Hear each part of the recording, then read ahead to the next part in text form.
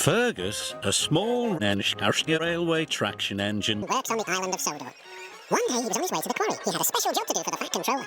Hello, whistled Thomas. Fuck off! Where are you going? Home for tea. Fergus chuffed happily.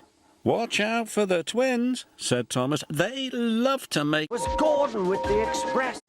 I won't let young rascals rattle me. Now we'll have some fun. Help! Save me! Oh! Bill and Ben were delighted. Now we'll have some fun. Whistled Ben. We'll have the old boiler in a spin. Bill banged his truck. Do it right, Fergus ordered. Bill didn't like being ordered about by the house there. Don't interfere, he snapped back. Then Ben pushed his trucks to block the line. Fergus was stuck.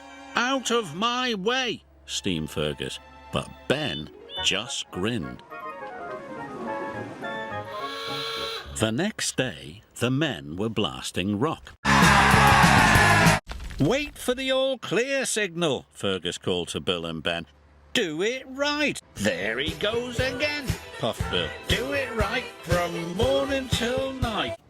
He's just an... Yes, you would, said Bill. He's always saying, do it right.